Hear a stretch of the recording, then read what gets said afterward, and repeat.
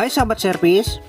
Pada kesempatan kali ini saya akan melakukan perbaikan kulkas 2 pintu merek Samsung, yang mana menurut keterangan kulkas ini kerusakannya tidak dingin sama sekali, baik di ruang freezer maupun di ruang refrigeratornya ini sama sekali tidak ada terasa dingin sedikit pun. Untuk itu kita akan coba cek sama-sama bagaimana kerusakan dari kulkas ini. Untuk modelnya di sini kita bisa lihat RT38K50321J. Di sini nampak berapa arus serta kapasitasnya. Baik, di sini kulkasnya kita bisa lihat yaitu kulkas digital inverter. Dan kita beralih ke bagian belakang. Di sini kita lihat di bagian belakang.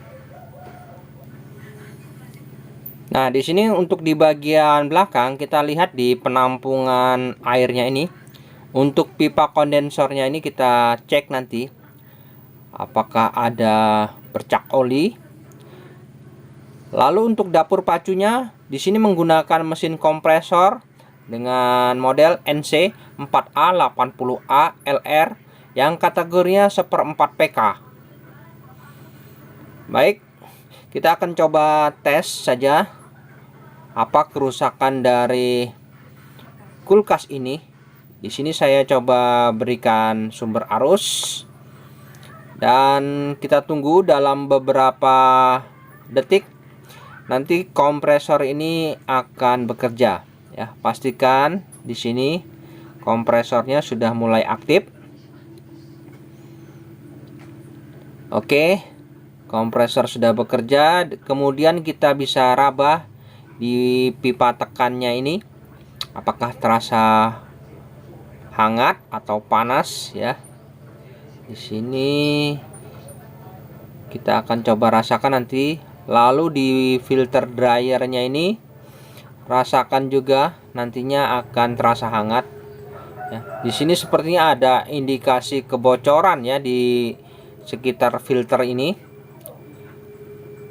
Oke, kita akan coba tunggu dulu dalam beberapa menit. Sambil menunggu kita coba cek ke bagian atas. Nah, di sini ada pengendali modul. Nah, biasanya di sini ada modul inverternya untuk mengaktifkan kinerja dari mesin kompresor.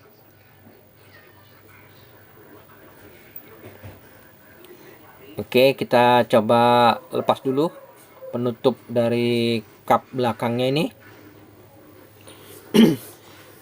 Nah, di sini nampak ada modul inverternya normal ya. Kemudian untuk modul pengendalinya juga normal, tidak ada tanda-tanda error. Jadi untuk sistem kinerja dari modul pengendali dan modul inverternya normal saja, tidak ada masalah. Oke, coba kita cek lagi di bagian filter dryernya ini. Di sini tidak ada terasa hangat sedikit pun ya. Baik, kita matikan dulu sumbernya dan selanjutnya kita akan coba eksekusi. Kita pastikan. Nah, caranya kita harus potong dulu di pipa pengisian ini. Kita harus potong dan pastikan apakah ada kandungan gas freon pada sistem. Indikasinya sih mengalami kebocoran. Ya, ternyata tidak ada kandungan gas freon sedikit pun ya di sistem. Jadi memang ada indikasi kebocoran. Untuk itu kita akan coba lakukan pengisian ulang gas freon. Ini saya pasang dulu pentil pengisian pada mesin kompresornya ini. Ini kita pasang pentil pengisian.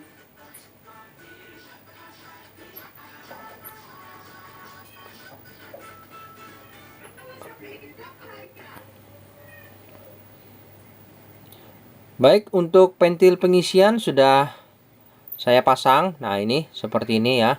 Saya pasang, nanti kita akan lakukan pengisian freon di sini. Kemudian kita akan coba cek kebocoran. Nah, untuk melakukan pengecekan kebocoran, di sini ada pipa tekan dan pipa hisap. Ini saya potong saja. Saya potong, saya pisahkan. Jadi di sini ada dua pipa, yaitu pipa tekan dan pipa hisap, yang mana saya akan pasang di sini keduanya menggunakan pentil pengisian untuk melakukan proses pengecekan apakah ada kebocoran pada masing-masing pipa ini. Nah, ini saya coba pasang di keduanya menggunakan pentil pengisian. Nah, ini ya. Ini untuk pipa tekannya ya.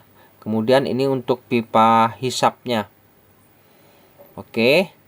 Selanjutnya di sini ada dua pipa kapiler ya, untuk bagian freezer dan bagian refrigerator. Ini kita lepas juga.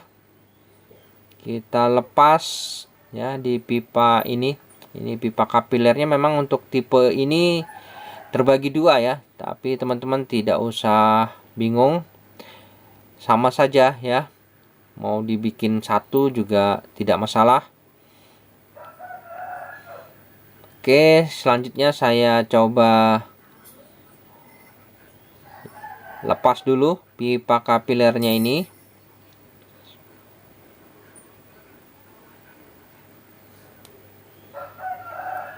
Nah, ini saya coba lepaskan terlebih dahulu kedua pipa kapiler ini untuk memisahkan ya antara ke jalur kondensor maupun evaporator.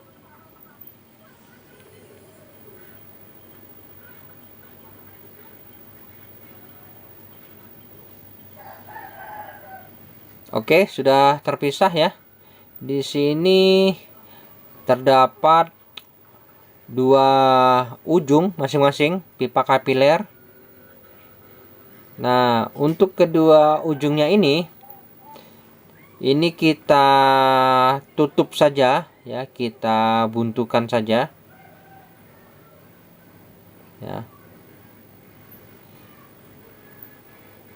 Oke, kita buntukan saja di sini supaya kita nanti apabila memberi tekanan maka tidak ada bocor di kedua pipa ini.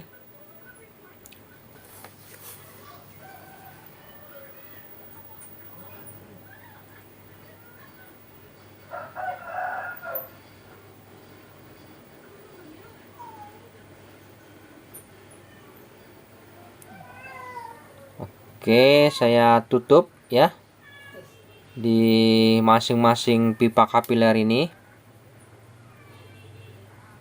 Jadi indikasinya memang ada kebocoran pada sistem. Yang tadi kita bisa lihat ada bercak oli memang di sekitar filter dryer. Mungkin oli itu berasal dari las-lasan. Oke, selanjutnya saya siapkan manifold.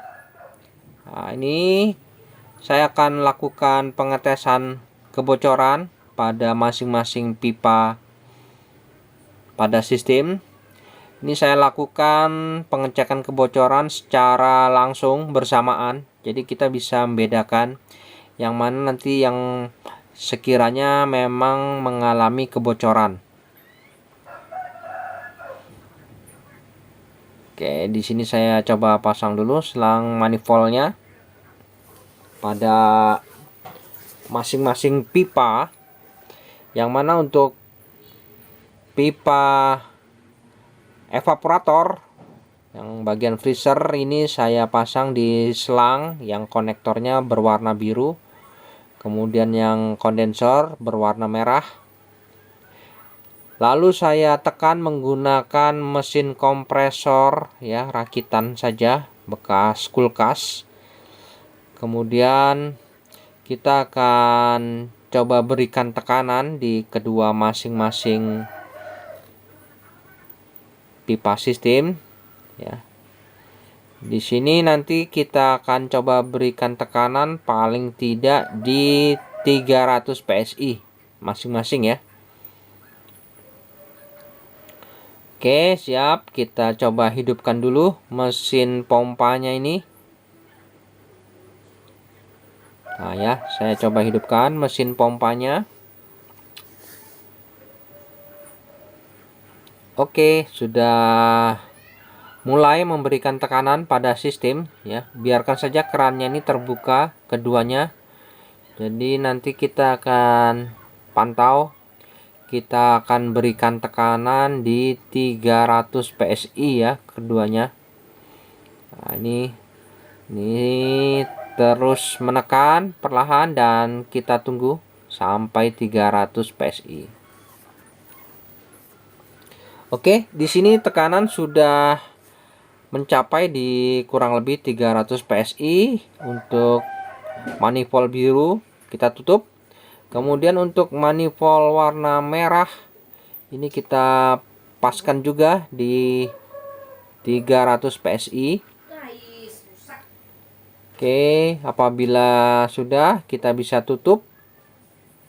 Jadi kita cabut ya mesin pompanya. Dan sementara tekanan di 300 PSI masing-masing. Nah, ini kita biarkan dulu dalam beberapa menit.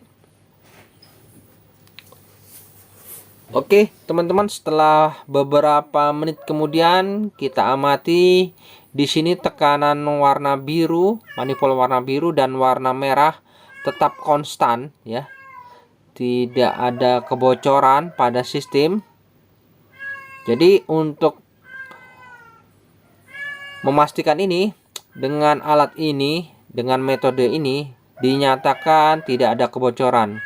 Mungkin tadi ada kebocoran di bagian pipa kapiler ini, di las-lasannya yang tidak sempurna ya, sehingga gas freonnya menjadi berkurang. Sehingga tadi kita nampak di banyak percikan oli di sekitar filter ini. Nah, sekarang sudah tidak ada ya. Jadi memang kemungkinan kebocorannya tadi di sekitar pipa kapiler ini. Dan sekarang kita tes kebocoran, sudah tidak ada lagi kebocoran ya. Jadi dirasa aman sudah. Kemudian kita bisa lepas saja dan kita buang saja tekanannya, kita kosongkan dan kita nyatakan bahwa untuk sistem ini sudah aman, tidak ada kebocoran yang sangat serius ya pada sistem. Sehingga kita akan coba langsung saja melakukan proses selanjutnya, yaitu proses pengisian gas freon. Oke, jadi kesimpulannya itu ya teman-teman. Jadi kebocorannya di sekitaran pipa kapiler itu tadi mungkin las-lasannya ada yang kurang sempurna di sekitar sini. Selanjutnya kita kembalikan saja untuk sambungan pipa kapiler ini seperti semula. Kemudian untuk pipa tekan dan pipa hisapnya ini kita kembalikan lagi ke seperti asalnya. Oke, di sini saya coba kembalikan untuk sambungan pipa kapiler ya, ke posisi semula. Nah, ini saya sambungkan lagi. Nah, di sini saat proses penyambungan kita harus lakukan secara teliti. Jangan sampai ada lagi kebocoran ya pada las-lasannya ini. Pastikan kita melakukan proses pengelasan dengan sempurna. Nah, ini kita harus teliti ya teman-teman.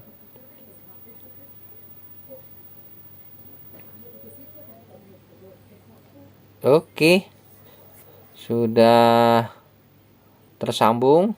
Kemudian kita tinggal sambungkan untuk pipa tekan dan pipa hisapnya ini ke posisi semula ya teman-teman. Lalu untuk filter dryer di sini saya coba berikan saluran pembuangan. Nah, ini saya coba lubangi dengan paku untuk memberikan lubang sedikit guna memasukkan pipa kapiler sebagai lubang pembuangan udara, yang mana nanti saya akan coba melakukan proses pemakuman sebelum melakukan pengisian gas freon ya. Dan untuk filter dryer ini saya tidak melakukan pergantian karena saya anggap filter dryer ini masih layak dipakai, jadi saya tidak melakukan pergantian. Namun untuk teman-teman apabila merasa ragu, silahkan diganti lebih bagus ya teman-teman.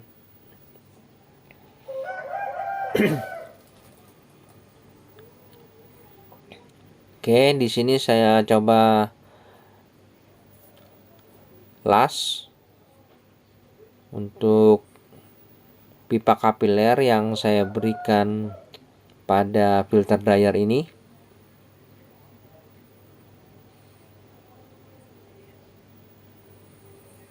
Oke, dirasa sudah cukup ya. Di sini sudah tertutup rapat. Nah, di sini mungkin di filter dryer ini ada kandungan oli. Nah, ini saya coba panaskan sedikit. Nah, ini maka dari pipa kapiler pembuangannya ini akan menyembur api seperti ini ya. Nah, ini adalah oli yang terbakar di dalam pipa kapiler serta filter dryernya ini ya terbakar. Oke, sudah cukup ya. Selanjutnya kita tinggal mengembalikan untuk pipa tekan dan pipa hisapnya ke posisi semula. Nah, ini saya coba kembalikan pipa tekan dan pipa hisapnya.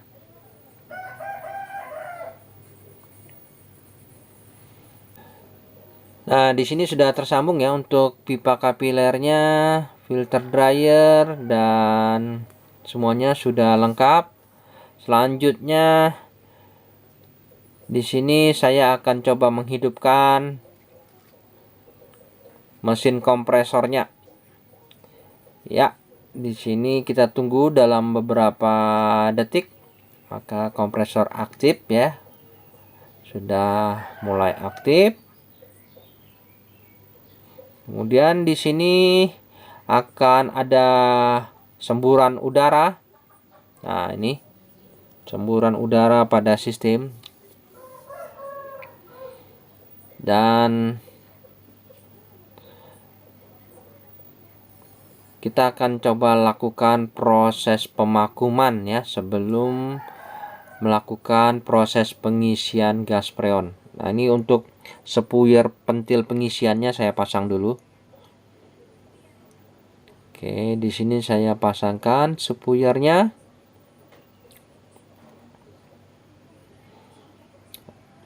Oke, ya.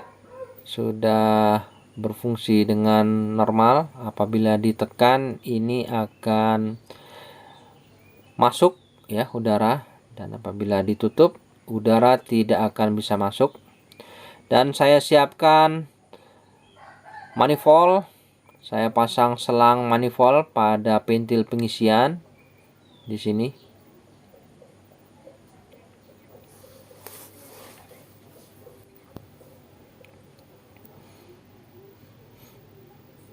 Ya, sudah untuk selang manifold sudah terpasang. Selanjutnya di sini untuk keran manifold ini kita tutup dan proses pemakuman sedang berlangsung. Untuk gas freonnya di sini menggunakan freon R600A ya, kalengan saja saya menggunakan. Oke, selanjutnya di sini kita pasang selang menuju freonnya. Oke, dan jangan lupa kita buang udara yang terjebak pada selang manifold ya, yang menuju ke manifold. Ini dengan kita buang sedikit gas freonnya menuju ke selang manifold nantinya ya. Oke. Dan proses pemakuman ini kita biarkan kurang lebih 30 menit. Nah, nih untuk gas freonnya saya buka dulu, dan ini kita harus buang dulu udara yang terjebak pada selang manifold ya. Nanti pastikan di sini sudah minus 30 PSI. Dan selanjutnya kita boleh membuka keran manifold ya. Kita mulai mengisikan gas freonnya.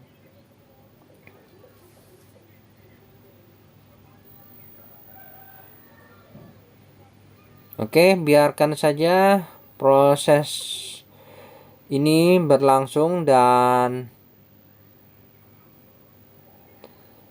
kita biarkan proses pemakuman ini hingga kurang lebih 30 menit ya.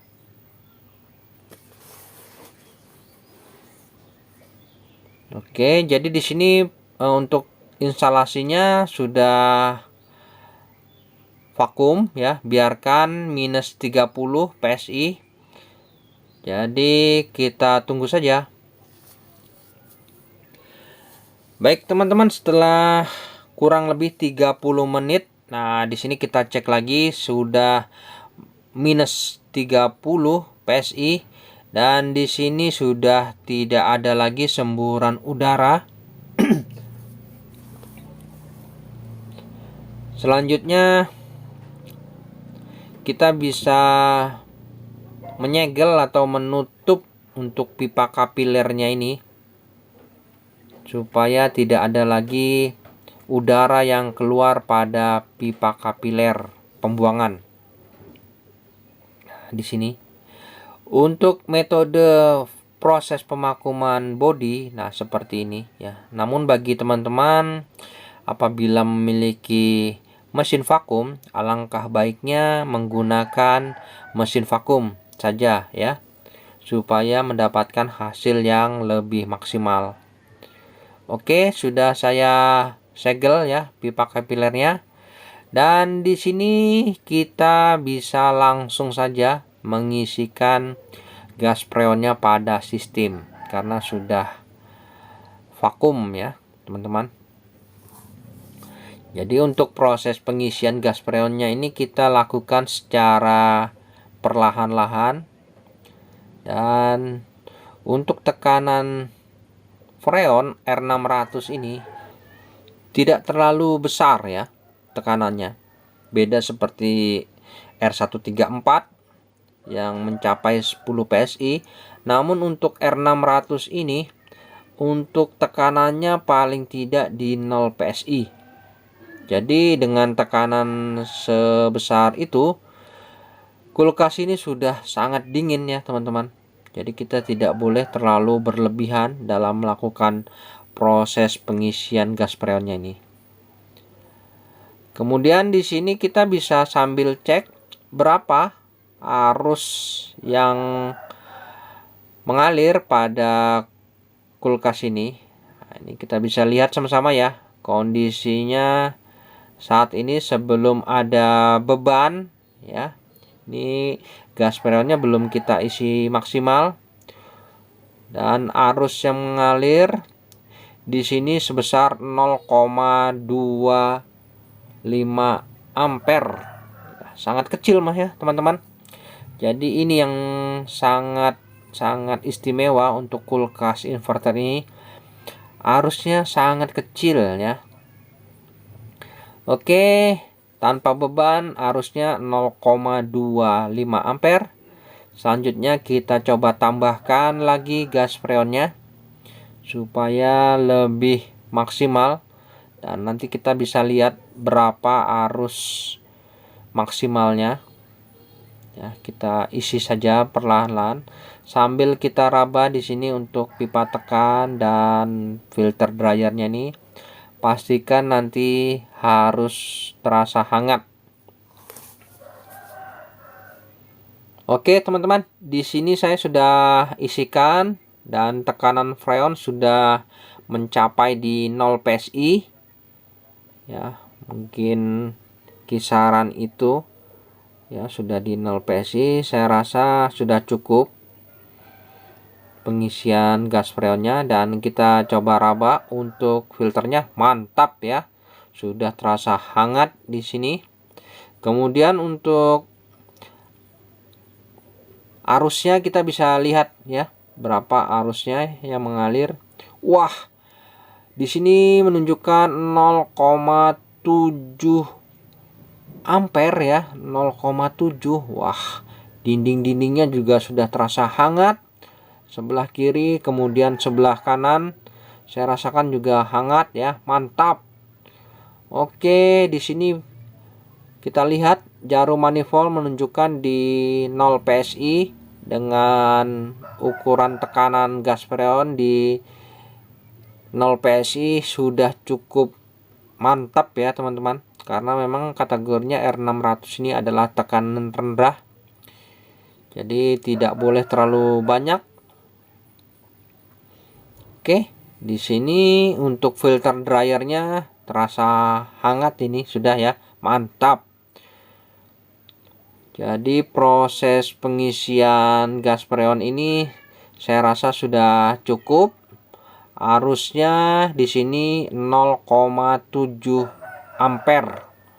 Cukup kecil sekali ya, teman-teman. Dan di sini ada modul pengendali dan modul inverter juga stabil, normal bekerja. Dan saya rasa sudah cukup proses pengisian freon ini. Kita bisa lepas saja untuk selang manifold yang menuju ventil pengisian, karena sudah cukup ya teman-teman, tidak perlu kita tambah lagi untuk gas freonnya.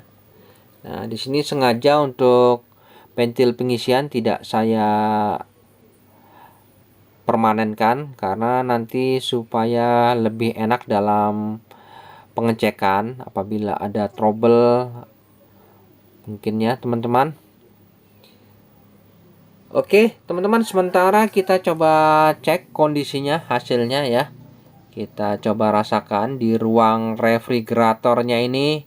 Kita coba raba di rak-raknya ini. Nah, sudah mulai terasa dingin ya, mantap. Jadi pertanda baik ini sudah. Oke, selanjutnya di ruang freezernya kita bisa rasakan ya, hawanya di sini sudah dingin ya, mantap. Dan kita akan coba lakukan pengujian dalam beberapa hari atau beberapa minggu ya. Ini mantap dindingnya ya, untuk kanan kirinya. Kita akan coba tes ya, mantap. Dan biarkan kita akan coba cek lagi dalam beberapa hari ya teman-teman hasilnya. Baik teman-teman, setelah saya lakukan pengetesan ya, kurang lebih ini sekitar 2 minggu nih teman-teman, saya biarkan dan saya cek lagi. Di sini saya rasakan untuk rak-raknya sudah dingin ya, normal di sini ya, mantap. Jadi sudah tidak ada lagi indikasi kebocoran sistem, memang sudah normal. Kemudian untuk di ruang freezernya, wah, di sini kepulan hawa dinginnya sudah berhamburan. Untuk proses pembekuannya sudah sangat keras di sini saya rasakan. Dan kulkas ini sudah sangat sempurna seperti sedia kala. Jadi sudah sangat mantap ini. Nah, di sini juga sudah raknya sudah keras ya. Mantap. Baik teman-teman, sampai di sini dulu perjumpaan video saya dan kita akan ketemu lagi pada video saya selanjutnya. Sampai jumpa.